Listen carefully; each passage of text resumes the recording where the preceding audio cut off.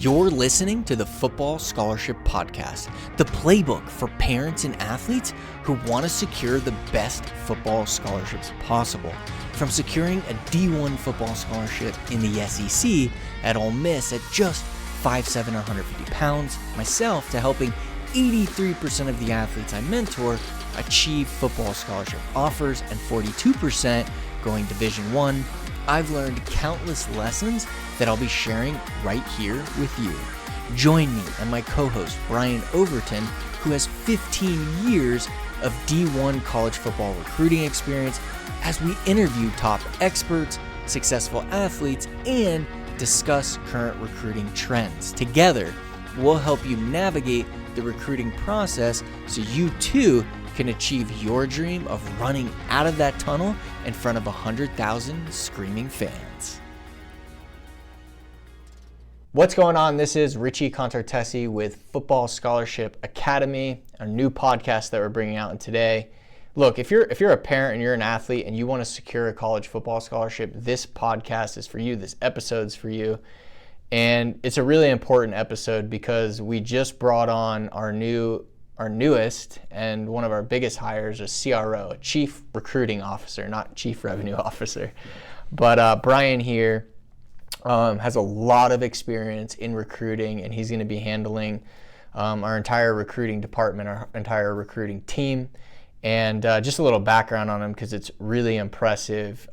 He started out as a player personnel at East Carolina, worked his way up to Director of Player Personnel, and then did so at North Carolina, Florida International University, and then was as well Director of Player Personnel and then recruiting at the University of Arkansas, like Arkansas Razorbacks, right? Not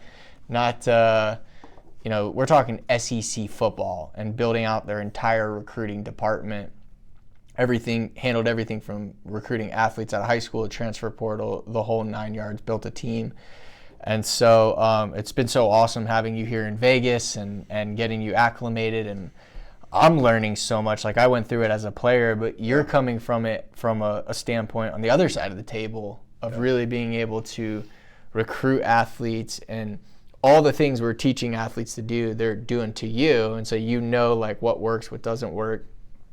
And obviously you found a lot of players from, that are just, nobody knew about them. Yeah. And you found them, right? And so, we're going to be talking everything recruiting, what it takes to earn a scholarship, how to do it, the best processes. And really, this is going to be all about Brian and his experiences, but we're really excited as this is really his kickoff to being a part of the Next Play team. And Brian, thanks for being here, and thanks for saying that you'd be on the show. Yeah, I'm excited about it. The last few days, getting down here and getting to, I know we spoke a lot before, but just getting to sit down and put our heads together with what you already had and, go through it and try to make it as good as we can possibly make it for our athletes and families has been really exciting. I know we've talked about a lot, so I'm not going to dive into all of it, but I know we're going to talk about it a little bit now. Yeah. But the last 48 hours has been really, really good for me. Great change of pace, and I'm just excited I can still, do my passion, which is, helping young people get where they want to be. And also, and previously I didn't get to work as much with the parents, obviously, unless we were actively recruiting the kid. Now you're kind of getting them, at a place in their life where, you can kind of coach both of them, the parents and the kids, and kind of make them one unit. And if they're one unit, I think it moves along a little faster. Yeah. So walk me through that. If I'm a parent or an athlete, what is from high school, what is the recruiting process, right? What are the, from your side of the table? My side is always set your game film up right. Yeah. Choose 50, 60 schools that are best chosen based on your game film. Find out who the area coach is, get them to watch the video. Yeah. From the video, get them on a call to visit to offer. But from your position, what's the recruiting process on your side? I can tell you, Richie, the biggest difference, obviously, after coming on with you and seeing our training and the way we're coaching kids to do it, the glaring differences is for I'd say at least 95% of the high school kids out there right now, their process is more go to all the weight room sessions, try to get on the field as fast as I can, go out there and play good, and the highlight tape is a part of it, this, that, but then the rest of it is kind of like just hoping that college coaches come by, the school, and that the coach talks about them, or either they get to see them play. Some states have spring ball, some don't. I'm basing it on this time of year that we're in now. And they're just basically hoping that the coaches come by and notice them at spring ball, or the coach talks about them, and that's kind of where it starts and stops. And they may have a social media account where they put out their tape from last year and things like that, but it's not very detailed at all, and it's not very player driven, for most of them, and obviously. Again, when I say 95% of the kids, that includes their parents. They don't know what they don't know either. Yeah. As far as getting exposure and some things you can do that can help that process. No matter where you are with the high school coach or your team. Some teams are really good and you got a lot of traffic through there. And a lot of coaches coming through there. Some guys are going to play on teams that aren't as good. So you're not going to get as much traffic through there. So if that's all you're hanging your hat on, it can be a very frustrating process. Yeah. And obviously, like we've talked about a bunch, you've got a top tier of player in the country every year that is not going to have to do a whole lot. They're just really talented, and people are going to find them, and they're going to get recruited. Yeah. But that's not who I'm talking about. You know what I mean? Yeah. Yeah, because those guys don't have to do anything, right? Correct. It's a very small 700 guys. If you look at it, it's roughly. Yeah. Maybe even less. So for that other big percentage is who I'm talking about, it's kind of, it's only a couple step process is my point. That's kind of where it starts and stops. And that's when they get frustrated and they're like, well, is there anything else I can do, to help it move it along? And, obviously that's where we come in, with our program. So, but like for you, like when you were, you got emails, you got calls, like it was coming to you, right? Like, were there times where you're like, man, I wish I could just tell this kid, like, you need to start doing this. Like, you need to do this. Absolutely. And the problem is when you're in a position, like I was in, no matter what level you're in, when I was in, Conference USA and the American, G5, it was the same way. The volume is just so much. You just don't have the time to do that. Yeah, you can't coach them like that. Yeah, you don't have time to coach every kid. You know what I mean? Now, if some of them were just to, by chance, get me on the phone, and I had a conversation with them, I'd say, hey, here's probably what you need to do, X, Y, and Z.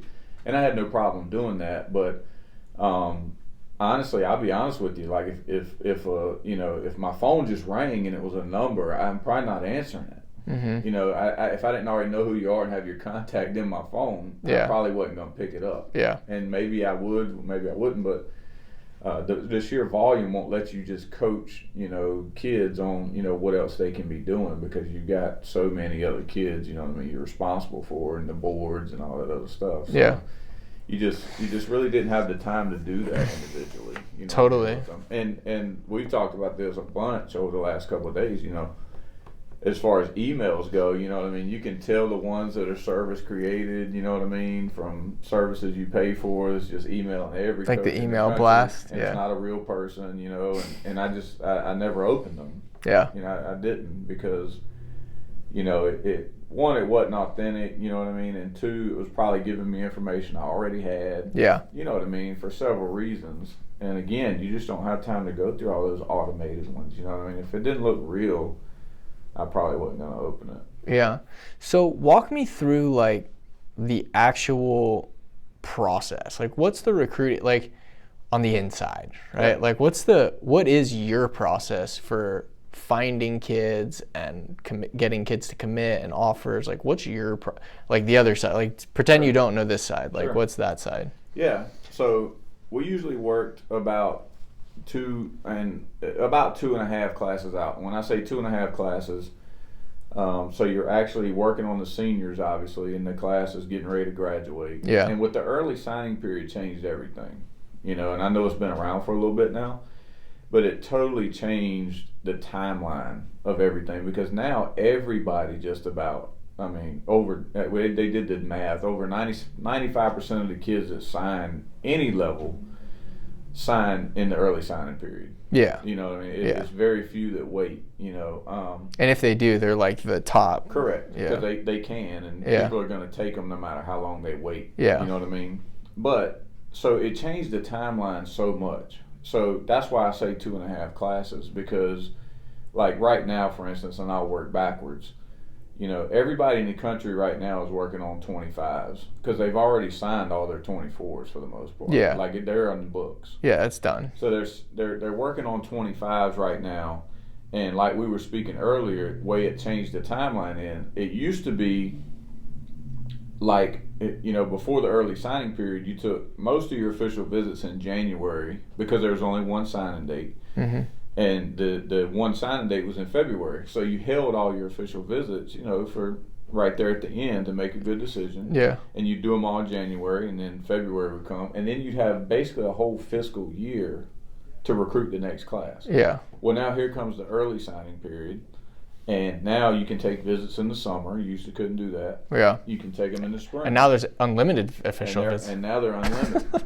So what it turned into is now, like, teams are working on 25s right now. Well, they're really mashing the gas on 25s right now because they're trying to secure official visits from these kids in the summer before their senior year. Yeah. You know, because the early signing period's in December. You can't, you know, they're not going to wait. It's too late. And the other thing that comes into play now is the season, and we had a conversation about this. People, depending on the level of ball and where it's at, they're kind of shying away from official visits during the season because you don't get to spend time with the coaches. They're so wrapped up in the game. Yeah. They're at the hotel. You're spending all The your game time. day visits are no longer really they're official. not as big unless it's the only way you can get the kid on campus, or if you're at a place that just has just this unbelievable game day atmosphere and they've never been. Yeah. Usually the plan is to try to get them to come to a game unofficially their junior year to see the atmosphere, and then use the official like in the summer where you can spend all day with them. Yeah. Because if you come during the season, you're spending most of your time honestly with a guy like me, like the recruiting staff and those people you're spending the bulk of your time with. So, you know, you're having to work backwards in that you're working on the 25s now. They've got a really solid 26 board by this point, and that's when they're trying to get those guys to junior days and unofficial visits during the season, to games and things like that. And so you're working about, you know, probably 70%, 80% on 25, 26, but you better know who the top 27s are based on your level, you know, of school you're at. If you're in, you know, my shoes as a personnel guy, you better at least have, you know, 20 to 30 players targeted already in 27, you know, that are actively on your board. Now, you can't reach out to them yet because of rules, and you can't even reach out to the 26s yet because of rules. But there's obviously ways, like we talked about, you know, to get them on. You can do it through the high school coach and, you know, some things like that. Yeah, so obviously I don't want you to you know, go, you know, I don't. This is hypotheticals. Sure. Right. So, how does a 27 and a 28 in some instances? How do they have offers? How are they? Yeah. How is that possible? And typically it's through the high school coach. Yeah. And a lot of times, honestly, Rich, it's the high school coach initiating that with the school. Mm-hmm. A lot of times, or a good percentage of the time. Or now it's handlers, not the other way around. recruiters. Yeah, it's not the other way around. Yeah. The handler guys are starting to become. Is it an industry now or what? It is, and it's in a lot of instances, being quite honest with you, it's a red flag.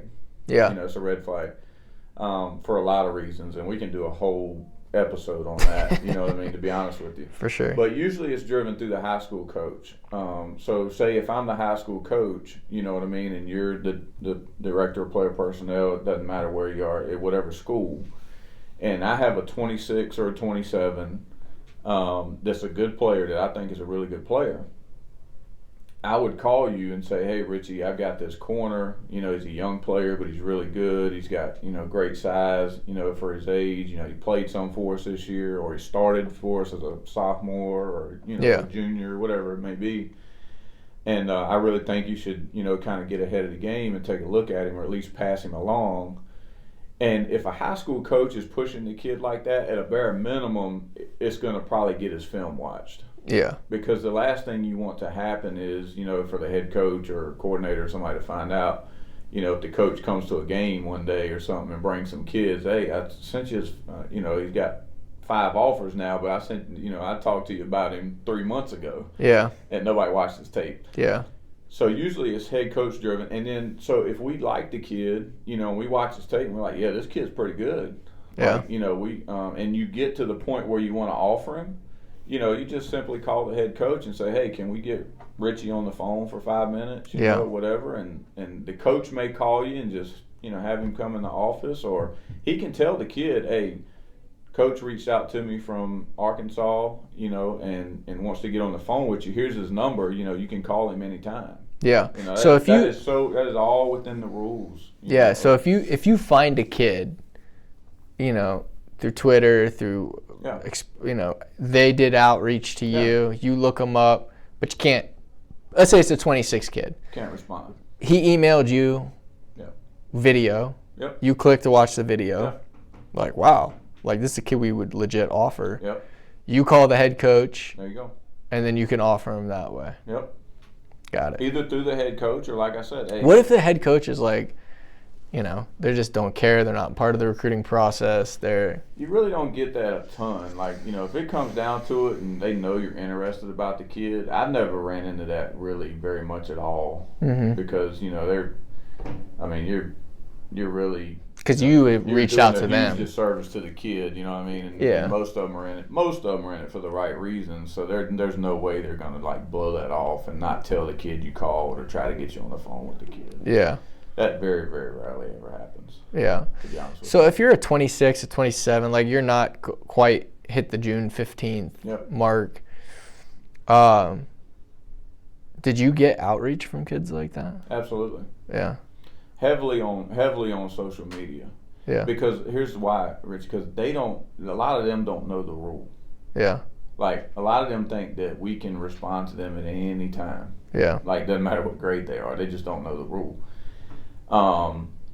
And so that's why if you follow certain coaches, on Twitter and things like that, if they're starting to get bombarded by like a 26 or 27, they'll just throw out a tweet saying, hey guys, if you're in the 26, 27 class, I appreciate you reaching out. I'll watch your tape. Just understand, I'm not ignoring you. Yeah. I just can't respond to you. Yeah. And they'll throw tweets out there like that if the kids follow them so they can see it and say, oh, it must be a rule. And when something like that happens, like, I know this is for you, but like, you better pick up the phone and call that coach. Yeah, if you can get their number. Yeah. Yeah, if you can get their number, that's the thing to do. But again, if it's just ringing and it's just a number, you got to take a shot, but you got to be ready to get a lot of no answers too. Oh, for sure. You know what I mean? But you might make 20 calls. But you're right. That's where you're going to make your hay, because if you can get them on the phone, they can talk to you as long as they want. If you're calling them, all bets are off. They can have you can have. See, people don't know that. That's right. It's not like if the kid calls him, he's got to say, "Oh, you're 26. I can't talk to you." That's not how it works. Yeah. If the kid calls you, you can talk how long you want to talk to him, as long as he initiates the call. All right. So the recruiting process, what's your workflow like? Like, how do the kids get on your desk, and then how do you sort and find the kids? And so we obviously use most people use certain services, that filter kids that go out and they do evaluations, on their own. Some of them are more trusted than others, I don't want to do a promo for anybody. For sure. Unless they want to sponsor us. But there's certain services out there that people trust, at the college level, that filter kids out based on evaluation and other things. So most schools, based on their budget, subscribe to those services that at least gives you a start. If you're starting, for instance, your 27 board, it's not going to have 200 kids on there. Yeah. But those services we subscribe to will at least put guys on your radar, and you can do it. You can subscribe a lot of different ways. You can do it by region of the country. You know what I mean? You can do it by class, however you want to do it. So what I would usually do is my basic footprint. So whatever our footprint was that we really made our hay in, like in the geographical area surrounding my school, that's what I would subscribe to with those services to give me a starting point. Yeah. And then you just filter through all those guys, get the tape watched, you know what I mean? And then obviously not all on yourself, depending on where you are. I've been a one-man show before, and that's hard. Yeah. But, you know, and then you just work your way through the tape.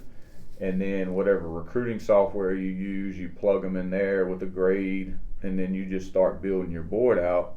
And everywhere I have ran the department, you know, it started in the personnel department, and then there is a pipeline to the position coach, to the coordinator, to the head coach, and then, you know, it just works itself up to an offer. Now, in some places, some of those areas are skipped, you know, depending on the level of. When you say skipped, you're talking about like you can find somebody, show it to the area coach or the position. So yeah, so you show it to the area coach can show it to the position coach is going to take it to the coordinator. Yeah, and so my point is, like, if the area coach typically is used for guys that, you know, we don't really know about. They're used for like spring ball coming up, when those coaches just scatter out across the country. Area coaches are used for, okay, you got 10 assistants and everybody's got an area. That's how you uncover guys that we may not know about. Or we're cross-checking. They've come across our desk and we weren't really, you know, ready to move on them. Yeah. But we're going to put them on the list. Hey, we need to go back and see this kid again. He might have got a lot better. Yeah. You know what I mean? So that's what the area coaches are used for. And what I mean by like skipping the process, like if I had a guy that came across my desk, however he got across there, I was like, man, this guy's really good. Like, we don't need to go through this whole pipeline here. You know what I mean? I might just go in there and get the head coach. I mean, not the head coach, the coordinator and the position coach together and slap the tape on there. And they're both like, yeah, this kid's over. Let's offer him. Yeah. And it's just that fast. Yeah. You see what I'm saying? So and then when you offer them, is it legit? Is it committable? Like, walk me through that whole thing. Yeah. And being fully transparent, it depends. It depends on where they are on your board. And so the reason for that is like we were talking about, you know, a couple of days ago. If I'm taking 4 DBs in this class, whatever class it is, I'm taking, say 25. I'm taking 4 defensive backs in 25 based on my numbers. Well, if I'm taking 4, I better have 15 up there to 20 that I'm actively recruiting. And so out of that 15 or 20, now you can be actively recruiting them without them having an offer. I'm not saying all of them are offered. But if you are taking 4 at this point in the game with a 25, you better have offered at least 10 to 15 of them. Like, have an offer. Yeah. And actively recruiting them. Because again, you're not the only one recruiting them. So what if you miss on your top 7 and you hadn't recruited and you hadn't offered anybody past that? They don't even have an offer. Yeah. And signing day, the early signing days in 7 months, 6 months. Yeah. Well, they're gonna say, Coach, you know, I've got 8 or 9 offers right now. You know, y'all are really late to the game. Like, I hadn't even been able to recruit me. You might not be able to get them on a visit. Yeah. They don't even have an offer from you. So, you know, you have to offer way more than you're going to take. You know what I mean? Because those guys fly off the board because you're not going to get, obviously, exactly who you want, you know, in every position. So I say that to say the 9th or 10th guy may have an offer on your board because you got to offer him because you like him and you think that he can help you. Yeah. But say you've already got 2 committed. Well, they're already moved over here in the commitment side. Here's your top 8 you have left on there, and number 8 calls and wants to commit. Well, you got to decide whether you want to take that guy or do you want to wait on those other 2 guys that are still at the top of your board. It's tricky. That's right. So it's a decision you have to make. So to answer your question, the number 8 guy, while he's still offered and is on your board, if he calls and wants to commit, it may not be committable because that school may be willing to wait for those other 2 lose that guy. So what would be said to you if they're like, hey, I appreciate the commitment, but hold, you know? Yeah. So if a guy wanted to call and commit and we weren't ready to take it, everywhere I've been, and I appreciate this from the head coaches I worked for and all that, we were very transparent with them. Yeah. It wasn't like a run-of-the-mill type thing. If he called and wanted to commit, the first thing we would do is get the high school coach on the phone. You know what I'm saying? And we would say, hey, let me talk to your coach first. You know, we want to make sure everybody's on the same page. Yeah. And then we would try to get the high school coach on the phone first and explain to him exactly what I just explained to you. Yeah. Hey, Okay. we like him. We think he can play here. We think he can play in this league. We think he can make our team better. Yeah. It's just that we have some guys on top of our board that we like better right now, so we're not ready to take his commitment. Yeah. Now, 9 times out of 10, you're going to be off their board. They're just going to move on. Yeah. You know what I mean? Even if you're very transparent with them, and that's the game you play.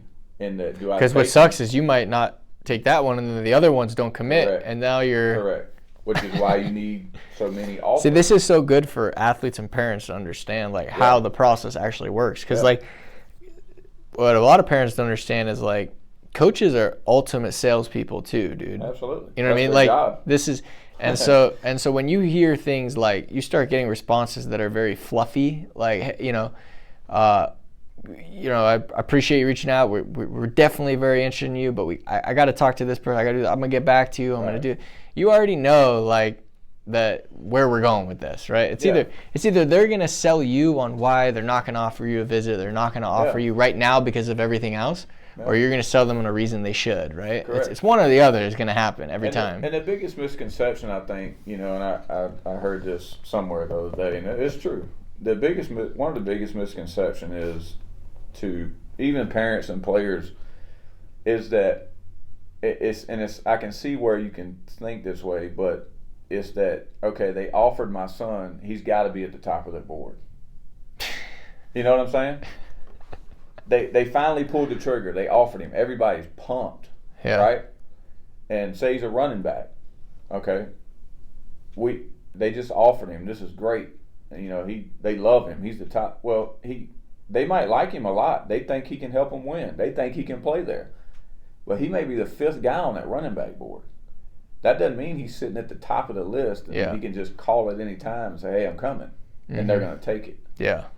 You know what I mean? It's as crazy as that may sound, that's the biggest misconception. You know what I mean? Yeah. And so what a lot of kids are doing now is, they're playing the game back with the school. So if the coach, if you get the kid on the phone, the parents or whatever, and you offer them, the very next question out of some of them's mouth is it committable? Yeah. And now they're holding, that's a fair question. Absolutely. Though. And now they're holding your feet to the fire. Yeah. Because you have to. There's no way around that. Yeah. It's got to be a yes or no. Yeah. Yeah. So you would just say, hey, look, right now it's not committable, but we want to let you know where you're at number 4 on the board. Yeah. You wouldn't give them a number, but you would say right now, you're in a pool of 7 or 8 guys that we think can really help us. And typically the answer is, you have an offer? Yes. We want to get to know you a little more, spend some more time with you, get you back on campus to make sure both of us are on the same page with the fit. And that gives you time to continue to... Correct. It's so crazy. Yeah. I mean, that's what this podcast is so interesting. And just I've been asking you a ton of questions the last couple of days. You know what I mean? Because it's like, just from my experience going through it as a player, I learned a ton, and I made a lot of mistakes, and the landscape has changed so much now, right? It is the wild, wild west. Absolutely. You know what I mean? And my thing was I want to try to find a way to systemize this as much as possible. Like if I'm a player, how can I systemize the process to make it not so wild, wild west, to really streamline it and know at any step of the process, here's how I handle this. Here's how because there's so many scenarios. There's a lot of landmines out there.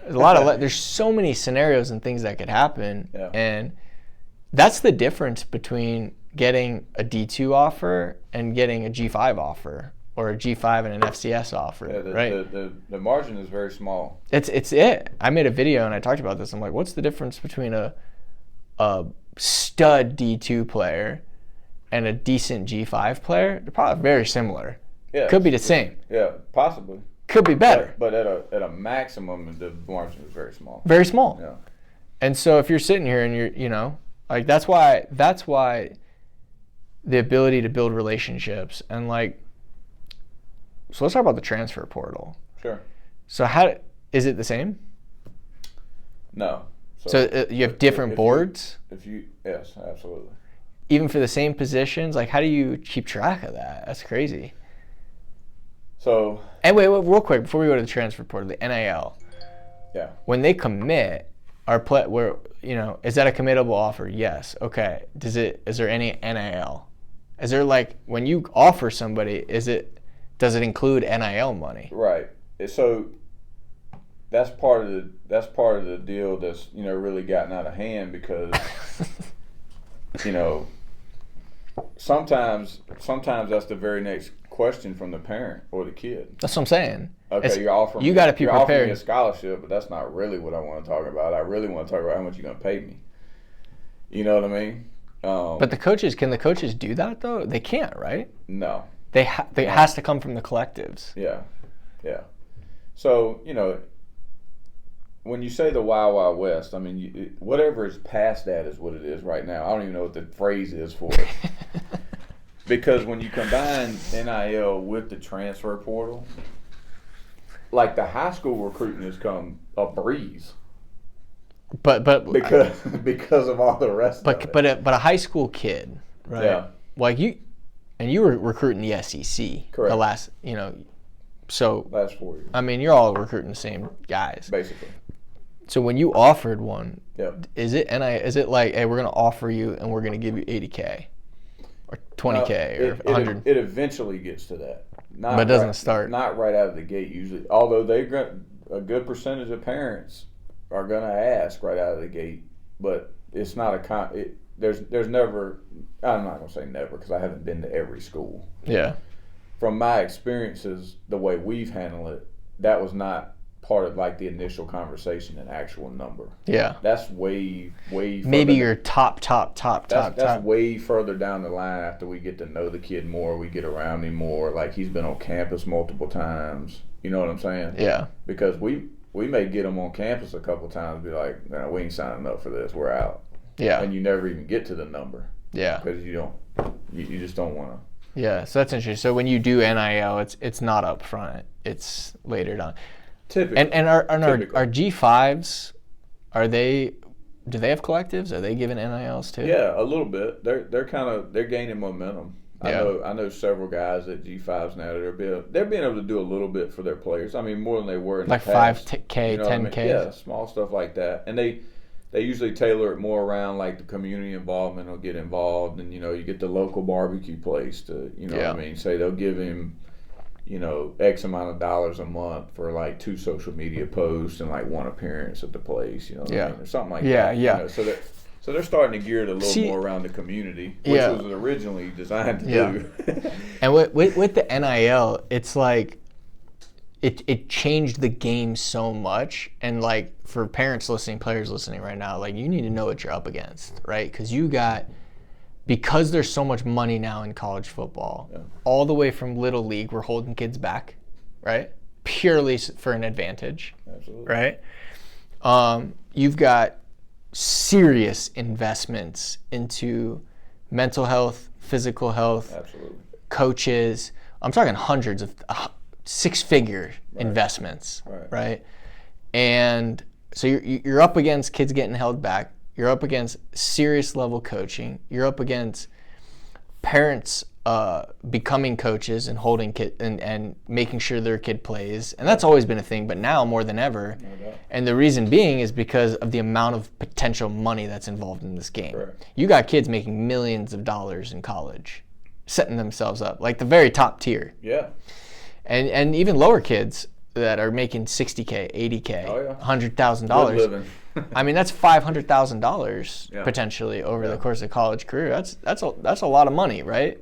For a lot. So understanding the competition level in the game and it is insane right now. And parents will do anything because not all, but a lot of parents will really do some of the crazier ones will do anything.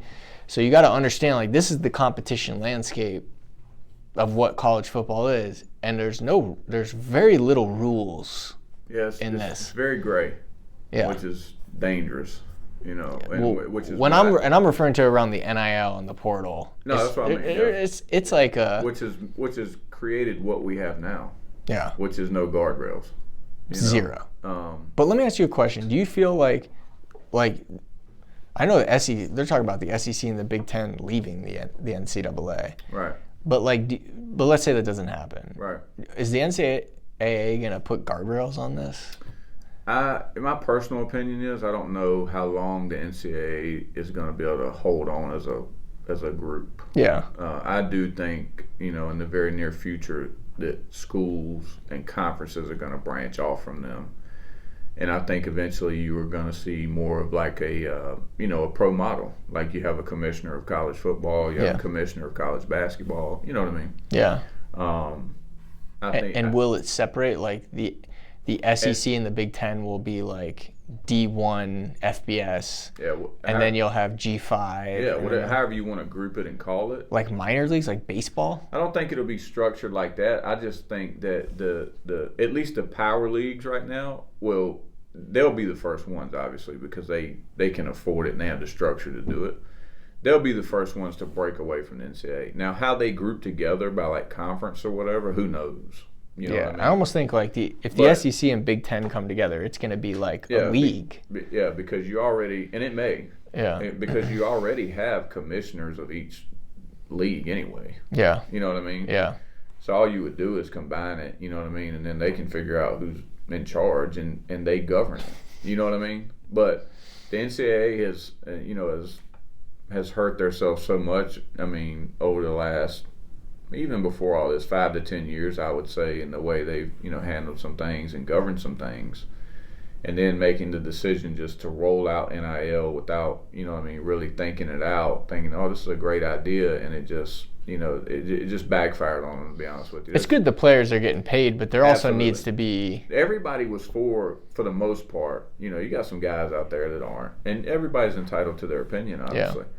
But for the most part, everybody was in favor of them making money. Mm-hmm. You know what I mean? Because of the time and the commitment they put into it. There wasn't a lot of pushback that I heard, from people in the business over 15 years saying, no, there's no way they shouldn't make any money doing this. Yeah. There was very little of that. Yeah. But they just didn't think it out properly and if they'd have sat down and got a working group together. The biggest problem, I don't want to go on an NCAA rant, but since you brought it up, that one of the biggest problems there is when they make decisions on things, whether this NIL, whether it's sports specific or whatever, they don't have enough. And we're talking about football in particular, but they don't have enough football people in the room. Mm-hmm. You know what I mean? Yeah. And they don't have enough football people in the room to make, great decisions, in my opinion. Yeah. I think if they'd have had more football people in the room, and when I say football people, I'm not talking about, it doesn't have to be a head coach. It can be Greg Sankey, the SEC commissioner, or it can be people that work, or athletic director from a school. You know what I mean? It doesn't have to be a football coach. Yeah. It's got to be somebody that understands our game, and how it works and things like that. And I think initially, if they'd have got enough of those people in there, along with, what their thoughts were on the whole situation, I think if they'd have got a good working group together, they could have put enough guardrails on it in the beginning, where obviously as you go along and it turns into what it is, you can always take guardrails off if it doesn't make sense and unlock other doors. Right. Really hard to go the other way. Yeah, put them back. Yeah. Really hard. That was the issue. Really hard to just open all the doors in the motel and say, hey guys, take any room you want, and then start going down each of the individual rooms saying, hey, you got to get out. We got to lock the door. You know what I mean? And working backwards. You're getting evicted. Yeah. It doesn't work that way. Yeah. And so when you get the toothpaste out of that tube that fast, it's hard to get it back in there. And I don't know, man. I did it for 15 years, and I don't have an answer for how to reel it in outside of like just hard line. I mean, I have some suggestions and some models I think would work, which is, again, we could probably do a different podcast. But I mean, it's a mess. It really is, and I hate to say that about our game, because we got a lot of great kids playing the game. We got really good players. It's just tainted it so bad with the combination of that and the portal. Yeah. I mean, has created I mean, I don't even know what to call it, to be honest with you. And I I've had to deal with it. Obviously the last 4 or 5 years, however long the portal's been open, and I have a hard time actively describing like how we navigated it. Yeah. It was so all over the place. You know what I mean? Because, well, you're recruiting high school kids. Well, you're also recruiting your roster so they don't leave. Yeah. Well, when they do leave, now you're recruiting a kid from another team. Right. That you're going to build a 48-hour relationship with, basically. You can't go fly out there and see him like a high school kid and watch him practice. Yeah. So you bring him in on a visit. You establish a 48-hour relationship with him to decide if you want to bring him in your locker room in the transfer portal. Yeah. What do you think about that? Hit and miss. That's the only way there is to do it, though. So how are some coaches using it like crazy, like a Lane Kiffin, versus some that aren't doing anything with it, like a Hugh Freeze? It's all about what you believe. It's from the head coach. Some of them are still like old school. Hey, you build it through high school recruiting. You know what I mean? You take 1, 2, or 3 or 4 here and there every year just to fill some holes in your roster. And then you've got other people that say you can change your roster so fast. And well, you can get proven guys. And if you think they are, you don't know what they're going to do for you, because they bust in the transfer portal just as much as they do in high school. They really do. Even if they were already proven? Yeah. I'm not going to use names, but there were kids that I've recruited in the transfer portal. I mean, like hard, and we were fighting other big time schools for them. I mean, we wanted them as bad as anybody, and we ended up not getting them. And you're like, thank the Lord that we missed. Yeah. But we wanted them just as bad as the other team, because either it wasn't a good fit. They thought they were getting something they weren't. They may have thought they were a lot better than what that team had already, and it turned out they weren't. And they, just one receiver a couple years ago just from A&M. No, it's stuck in my mind. And he was a lower level guy, not a lower level guy. He was a G5 guy who crushed it down there. I mean, crushed it. Really good player, and he had everybody. And can I ask, did he sign with Ole Miss? Huh? Did he sign with Ole Miss? No. Because we have a G5 player like that. Yeah. Who's big and he didn't do anything. Yeah, and this kid caught, 5 balls, I think. Well, why? All right. You know what I mean? So the question, like, to your point though, like, the question is why? Yeah. Well, they had to take a 48-hour period and decide if he was a good fit or not. Yeah. And you basically took him off of, his athletic ability. But for some reason or another, he either didn't fit in the locker room, or he wasn't as good as maybe he thought he was based on their roster. Yeah. So it's a roll of the dice. But from a transfer portal standpoint, like if I'm doing outreach, is it the same process as out of high school? Like, you still got to connect with the coach, get him to watch your video, the whole 9 yards, no? It's very because there's 4,000 kids in there. I mean, yeah, and well over half of them are going to be sitting they're not going to have anywhere to go. Yeah, there's just simply not that many scholarships to give, and they get such bad advice. I mean, it's really sad a lot of times. It really is. You shouldn't enter the portal unless you got an idea of. Yeah. You've had some communication. Is it legal? No.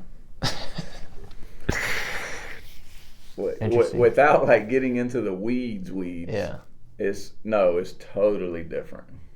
It is totally different than high school recruiting. Mm-hmm. Totally different. But if a kid enters the portal, are you on it? Are you calling them, reaching out to their people? Yeah. So how it works is, the NCAA's got the official website where the portal is, but this right here is the key to the transfer portal. This phone and Twitter, because what helps you is they don't have phone numbers in the portal, do they? No, but what helps you is with the tape. You're talking about watching tape. The kid, if he's interested and he's gonna enter, a lot of times he will like put out a tweet saying, "Hey, I'm entering the transfer portal," right? Yeah, you see that. That doesn't mean he's already in. He's officially got to be in for you to contact him, like in the NCAA website. Yeah. But he may post that on his Twitter. Well, if I'm a personnel guy, and now you got to remember now at this point in time, like the portal's going to open here soon. Every, at least Division I school in America, already knows what position and how many they're targeting in the portal when it opens back up. Yeah. They know that right now. They say they got 5 scholarships left that they held for portal guys. I'm taking 1 linebacker, I'm taking 2 offensive linemen, I'm taking a tight end, and I'm taking a corner. Yeah. So they know that. So me as the personnel guy, if I'm sitting at my desk and I'm scrolling through Twitter and I see a linebacker that says, I'm officially entering the transfer portal. It's so crazy that you're doing this through Twitter, dude. When it opens and I see him post that, I don't want to plug anybody again. I don't want to give endorsements here. Yeah. But I'm immediately going to my trusted film software that I can get any team in America. Mm-hmm. I can get their tape. And you go on there. If I see him post that, I'm immediately going on there and I'm watching this tape. Yeah. Right then. Mm-hmm. And I'm either eliminating him or I'm moving him to the board. Mm-hmm. But what about lower level kids? Like what if I'm entering the transfer portal, but I post, but you're not following me? How do I get it in front of you? It'll get retweeted. By who? So again, I don't want to. Let's say I'm a FCS guy. Easy. I signed. My second portal cycle. My second portal cycle at Arkansas. These 3 guys are playing on the team right now. They start at wide receiver. These 3 guys will run out there and start probably this year. I don't want to put my foot in my mouth. But yeah. They'll probably 2 of them started last year. Yeah. These 3 guys will probably run out there and start this year for Arkansas. They came from Texas A&M Commerce, a Division II school, Bluefield College in Michigan, mm-hmm. Division II. Yeah. And Bowling Green. But how did you find them? How did they get in front of you? If you weren't following them on Twitter. So there's certain people on Twitter and services on Twitter that when the portal opens, they make it like they have algorithms and things like that any kid that mentions the transfer portal, they're going to retweet it and it circulates. Mm-hmm. But what about even the lower level 1,000 guys? Because think about it, that's 4,000 tweets. Yeah, I'm just telling you. Yeah. There's no way I'd have found. But how do you? There's no way I'd have found that Division II kid in the middle of nowhere, Michigan. Yeah. So how do you sort if there's 3,000 retweets, and this is within like a few weeks? Yeah, and obviously I'm not the only one doing it. Yeah. So I'm not saying I'm the only one looking for that stuff. So how many guys get missed, fall through the cracks that we don't see their? A bunch, because there's just too many. So what do you feel those guys should do to get in front of you, to give themselves the best chance? Honestly, if they're in the portal and they're what we consider a lower level guy. I mean, what if they're emailing you? What if they're DMing you? What if they're? The best thing to do is they can DM you. They should email you. Yeah, they can DM's better. Yeah. They live on Twitter, bro. Yeah. In the transfer portal, you live on Twitter. Yeah. Because if I don't have your phone number and I like you, and I follow you, and if I gotta wait for you to follow me back or whatever, you're getting 70% of the time, 80% of the time, you're getting their phone number from them on Twitter. Maybe more, unless you got a buddy at the school that is willing to give you his number because they're on their team. Yeah. You know. But if everything's like, I'm a big fan, man, of like doing things where everyone else isn't. So like you're living on Twitter. And everybody isn't. But how did you find me? You found me. Your wife found me. But you did an application and you reached out to me where? I did on LinkedIn. I mean, LinkedIn. I'm sorry. Where nobody else reached out to me. Right.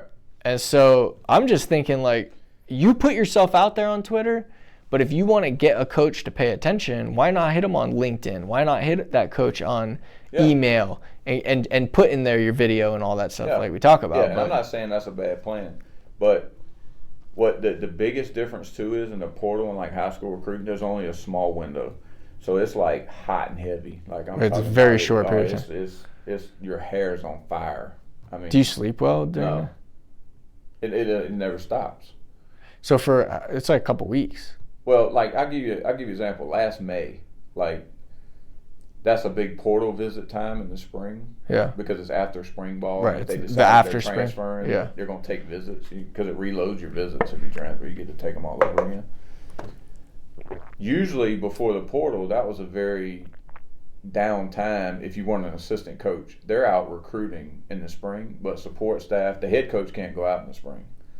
So the support staff and the head coach, that's when you get a lot of stuff done, organized, get your board squared away and stuff like that. That's out the window now. Mm-hmm. Last May, we had about 26 days in the month that normally we would take to do all that other stuff.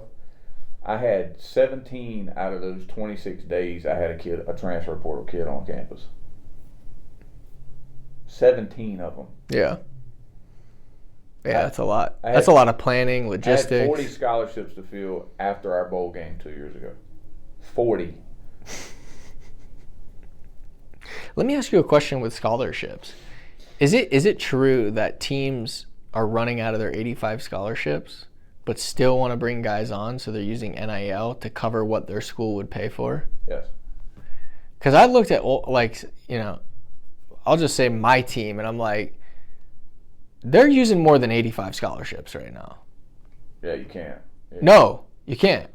But you could say, here's what a scholarship is worth. Yeah.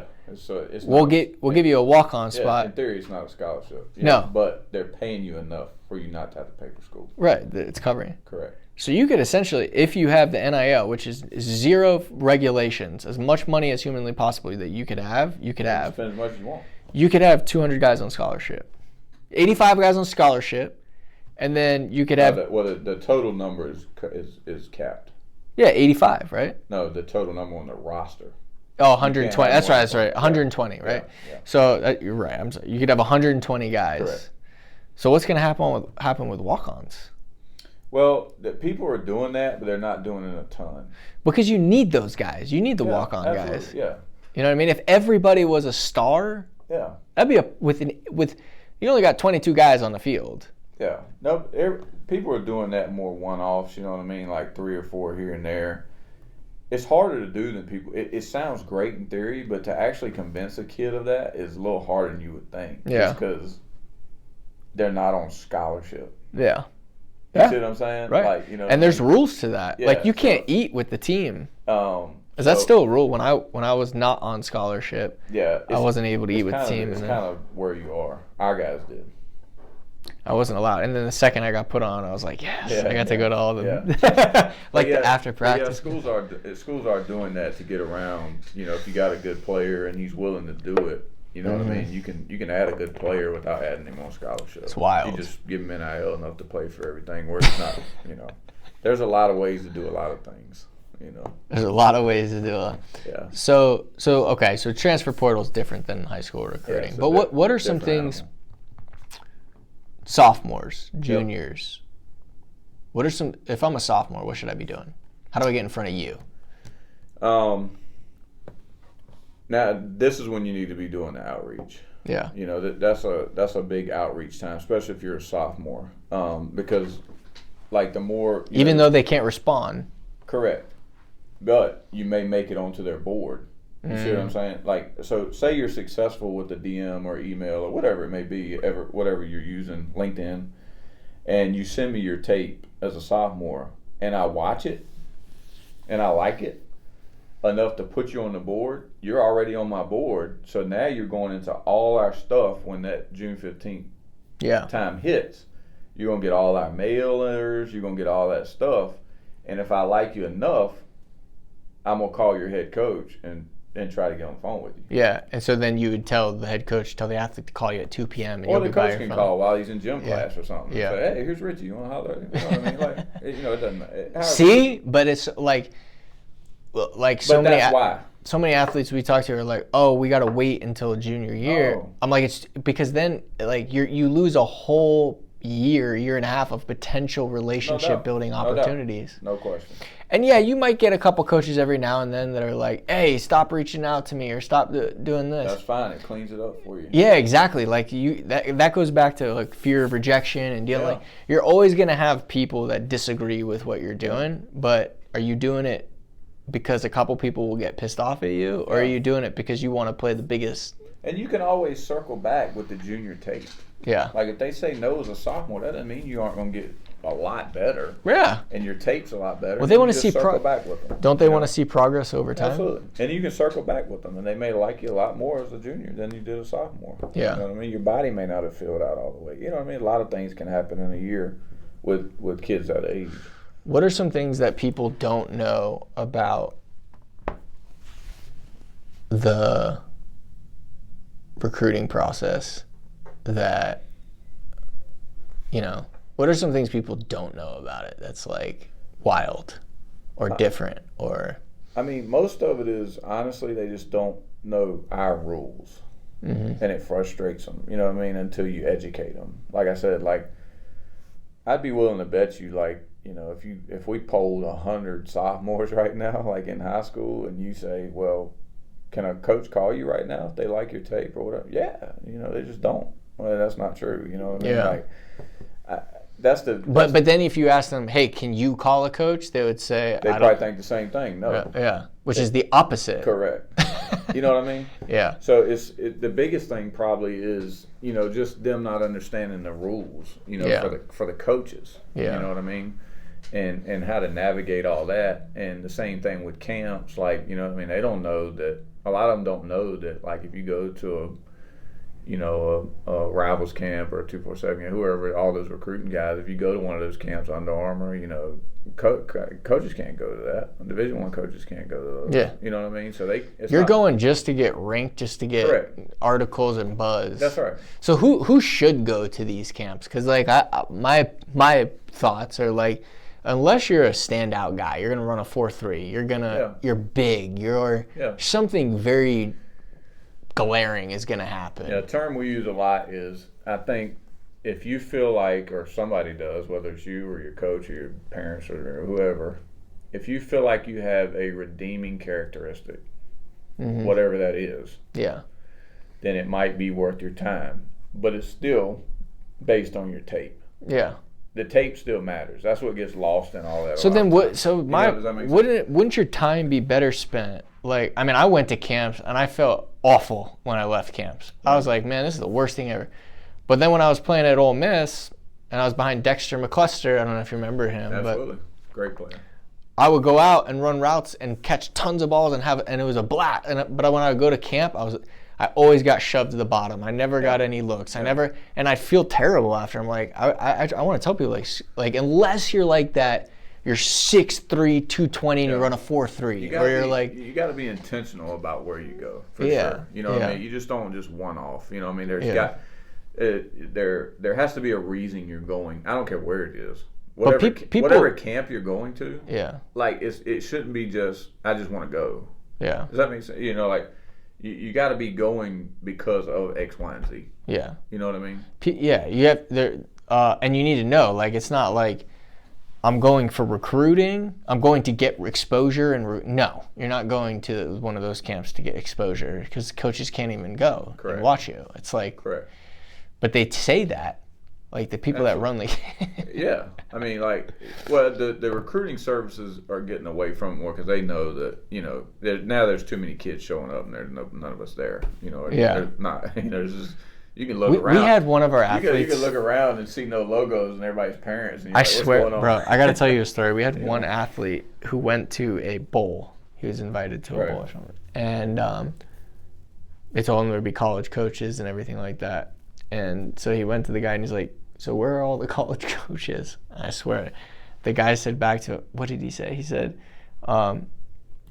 they like to hide. They hide behind the, what did he say? They hide behind. Lord. They hide behind the weeds or something like that. They like to stay. There's a cliche thing. They like to stay in the shadows. Oh my God. Literally something like that. That's ridiculous, bro. That's straight Yeah, and that changes a little bit. When you get to D2 and stuff, they can go to some things that D1 guys can't go to. But none of them can go to the stuff we're talking about. Yeah, where are all the coaches? Oh, they hide in the shadows. No, we're not. Could you imagine saying that to nobody hiding in the shadows trying to evaluate? It's not happening. So you have to be very intentional with camps, I think. So the time, it's like, look, the name of the game is getting coaches to see you and to build relationships with them and to help nudge them along the process if they're on the fence about you. Yeah. Like that's right. So where do you want to spend your time? Is your time better spent traveling and doing camps, or is your time better spent getting in front of the coaches in other ways? Digitally now, when you could do it with speed at a much higher volume, I mean, I'm a fan of just getting in front of the coaches as accumulate. Yeah, I think it's a happy median for a couple reasons. Like one, some camps are, I mean, they can say what they want to say. It's a check the box thing. You know what I mean? We like his tape. We may not love it, but we like him. But is he really 6'2"? You know what I mean? Is he really 190 pounds? So they can height weight you. They height weight you on their scale, on their tape. You know what I mean? Does he really run 4.5? Yeah. Well, let's get him out here and put him on the clock. Well, we got him at 4.8 twice, so we know he's not 4.5. Yeah. Even though that's what he says he is. So it's more of a lot of times it's a checkbox thing, and some, depending on each school's so different now, the way they evaluate and how they push guys up to the top and offer and things like that. So whatever's important to them, they may not feel comfortable even getting close to offering you unless you come on their campus and they can check those boxes. You know what I'm saying? Yeah. So that comes into it. I'll give you an example. I showed you this kid, on our database the other day, but he was an in-state kid, big kid. I mean, good-looking kid on tape. Like you can tell on tape, he's a big, good-looking kid. Really liked his junior tape. His sophomore tape, I'm sorry. Really liked his sophomore tape as a young player. Didn't love it enough to just pull the trigger right then and offer him. That doesn't happen a ton as a sophomore. So we reach out to the coach and we say, hey, coach, we like his tape. He's an intriguing kid. He's got 2 more years. He's only going to get better. Yeah. We'd love to have him in camp. You know what I mean? To get his measurables, coach him personally, get in front of our coaches. And he was a local kid, he was an in-state kid. So that's why I say you got to be very methodical. So many context matters. You got to be methodical. Yeah. So, long story short, he comes to our camp.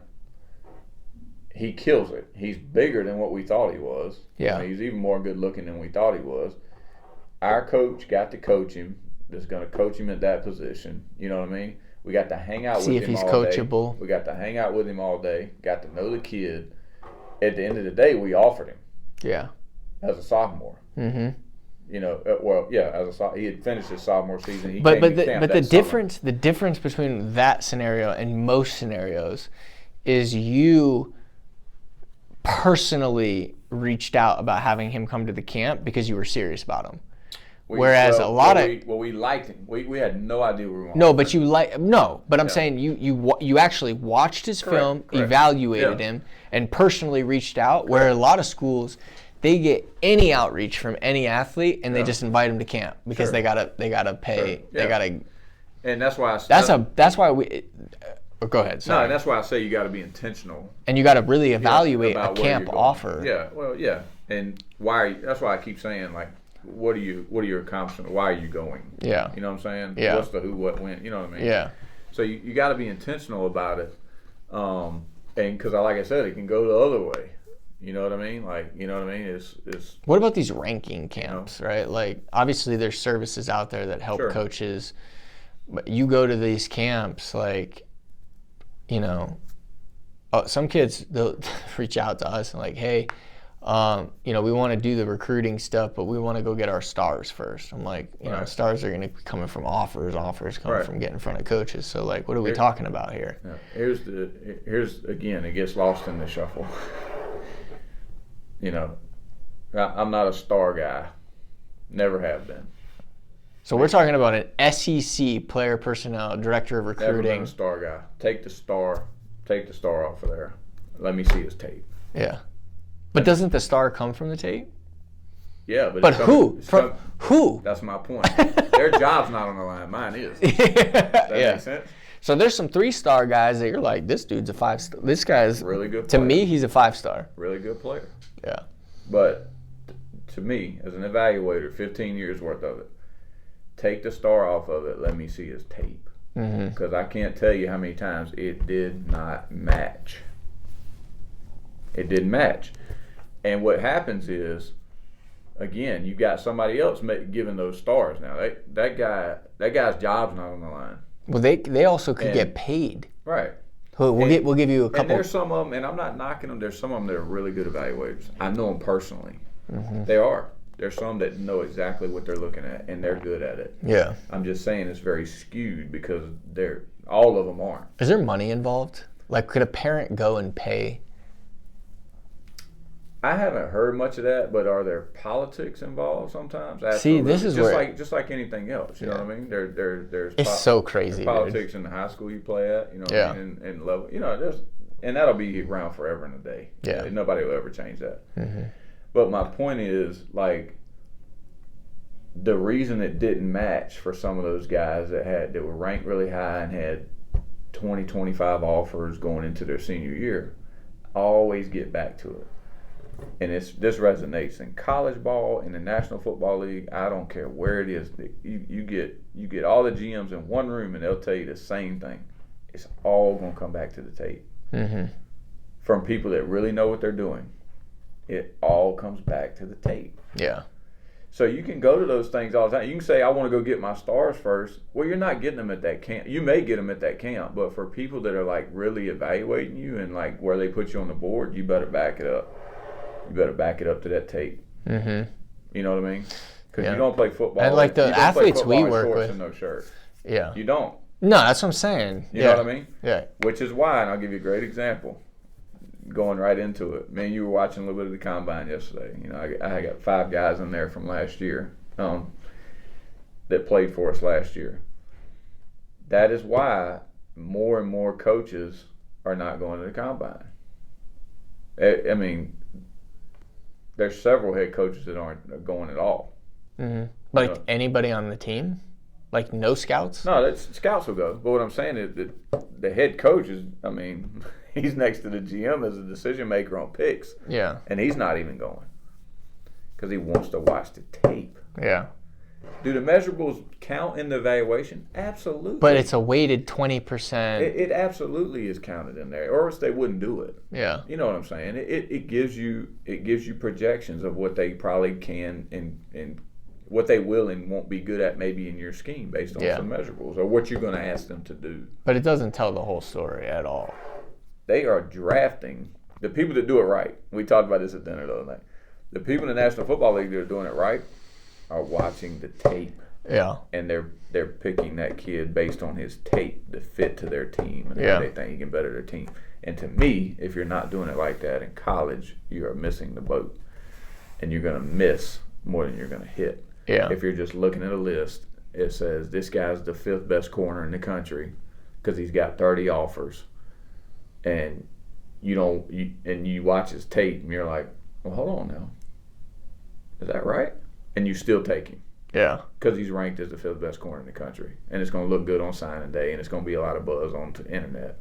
Yeah. That's great. The problem is he's eventually going to come play for you. You know what I'm saying? Yeah. So, you know, I mean, the basketball guys say it all the time. You know what I mean? They say it all the time. Would you rather take or miss on a guy that's going to beat you once a year? Say you missed on a guy, you just missed on the evaluation. Well, you're only going to play him once a year, maximum. You miss on a guy on your team, you got to play with him every Saturday. Yeah.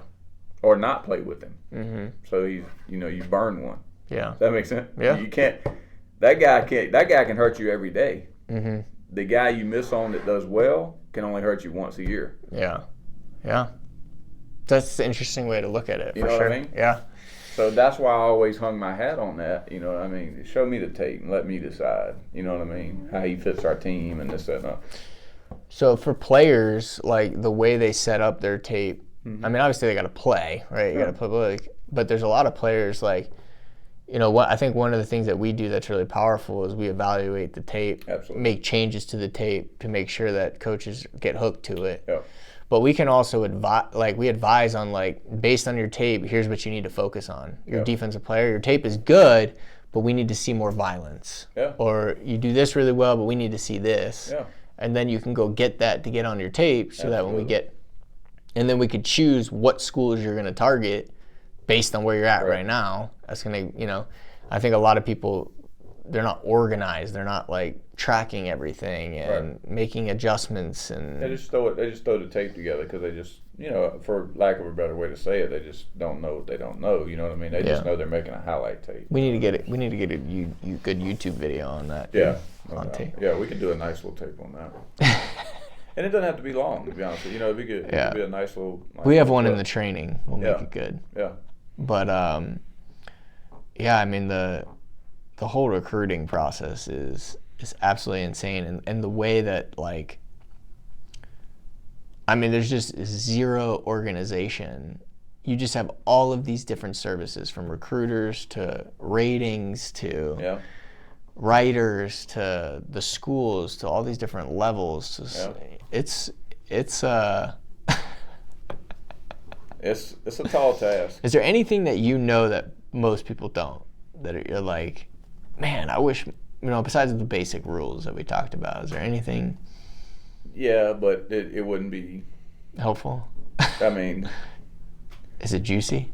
Yeah. I mean, so but it's kind of like the unwritten rule, you know, in our business. So, you know what I mean? Like. Yeah. Okay. Fair. People can connect the dots, you know what I mean? The best way I know to say it is there's a lot of, like I said before, there's a lot of ways to do a lot of different things. Yeah. Well, listen, man, I know this has been quite a long podcast already. No, that's all good. I enjoyed it.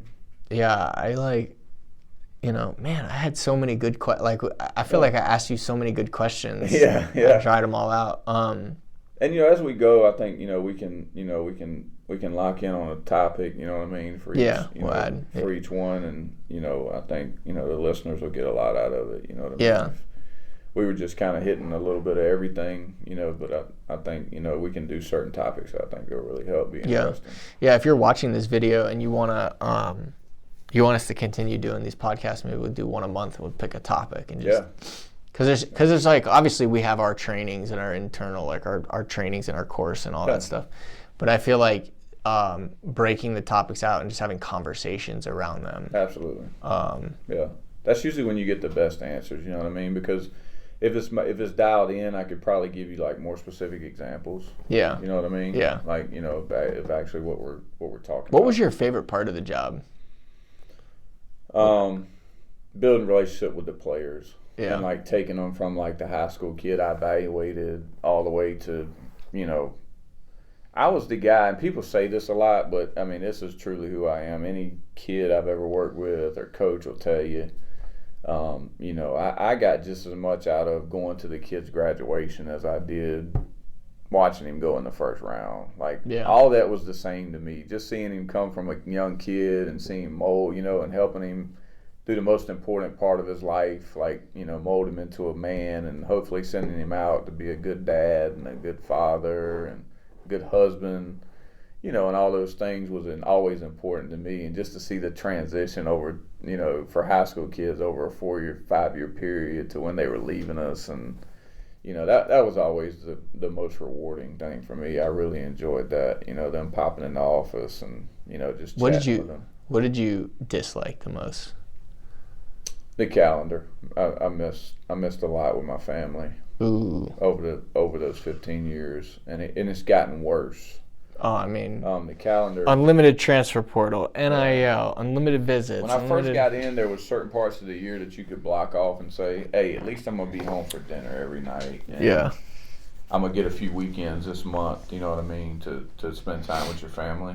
When I first got in, and it's just gotten progressively worse. Where they've made it an 11-month job. Yeah. You know?